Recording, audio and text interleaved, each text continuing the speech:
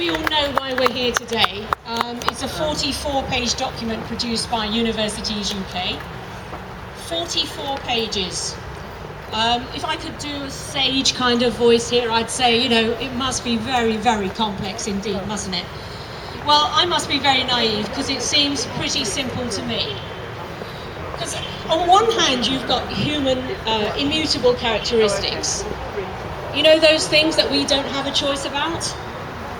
Colour, for instance. Because when we say race, let's face it, we really mean colour, don't we? Let's not use euphemisms.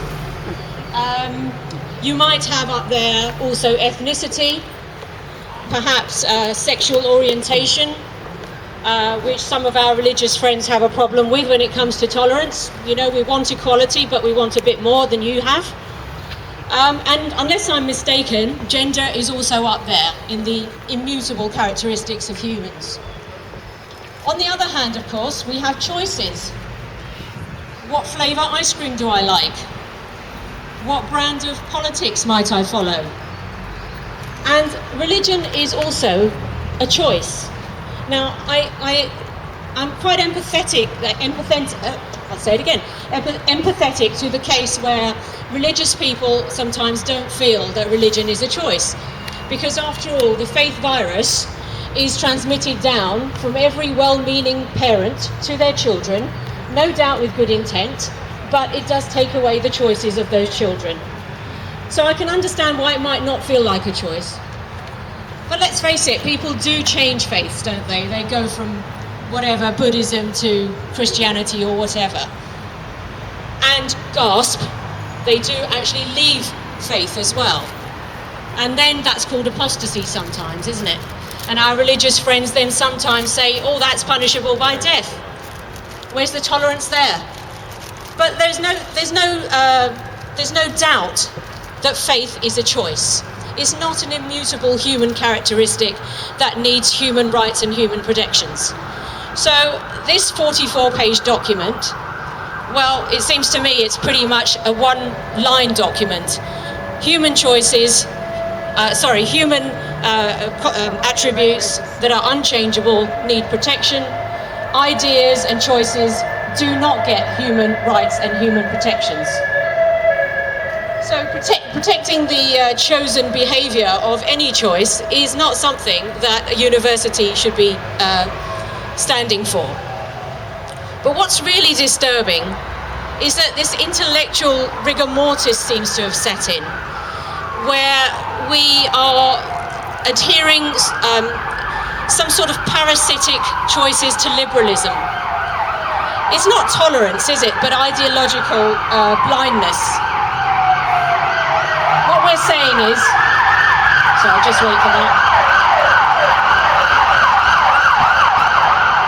What we're saying is appease the bullies, lest they choose to be offended. Well, I mean, nobody wants people to be offended, do they? But if sometimes it has to be stood up for, then it's not the worst thing in the world if someone's offended. Grow up and stop complaining about persecution. I didn't say that, that was Rowan Williams, the former Archbishop, who said it to complaining Christians. Learn to make the distinction between discomfort and persecution, he said. And I've read in some of the forums that this is the reason that Universities UK has come up with these guidelines, because some Muslims, would feel more comfortable with this segregation. Well, there's the human rights. Your discomfort doesn't trump those human rights, I'm afraid. How about some Islamic leaders taking the cue from Rowan Atkinson? Not Rowan Atkinson, no, probably Mr. Bean would agree with this, though, it's so ludicrous. I mean Rowan Williams, of course. How about some Islamic leaders taking a leaf from Rowan Williams and saying, grow up and stop and learn the distinction between discomfort and persecution? I mean, it's disingenuous to cry racism when you're talking about a choice, isn't it? There's no doubt that some people really are the subject of racism, and that includes some non-white Muslims. So not only is it disingenuous to use racism when you're talking about a choice, it's also a disgrace. You're talking about a discomfort from your own choice. Don't use the word racism. The trouble is, we live in a culture where faith seems to go unchallenged. Too often, people cower before faith statements. We're so afraid that others might choose to take offence or call us racist that we silence ourselves. This really needs to end. Universities use that choice phrase, which my friend over here mentioned, genuinely held beliefs.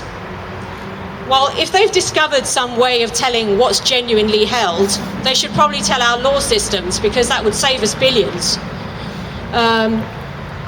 But even if it is genuinely held belief, so what? You know, let's just say, so what? I mean, faith is pretending to know things you don't know. Okay, I'm going to say that. If an astrologer speaker came in and asked to segregate according to zodiac signs, would Universities UK have brought out a 44-page document to give that credence? Perhaps they would have brought out 12 44-page documents according to the star signs, I don't know.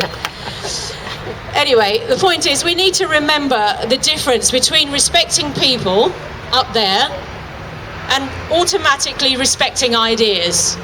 Ideas don't get automatic respect. They have to deserve respect, and they have to be worthy of that respect by being able to be challenged.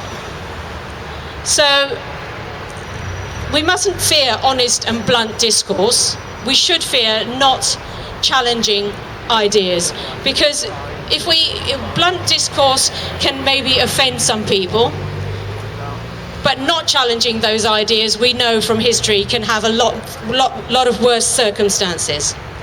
So thank you all for coming, for being activists. That's what our group's about, London Atheist Activist Group. We're about promoting reason and a warm, welcoming community.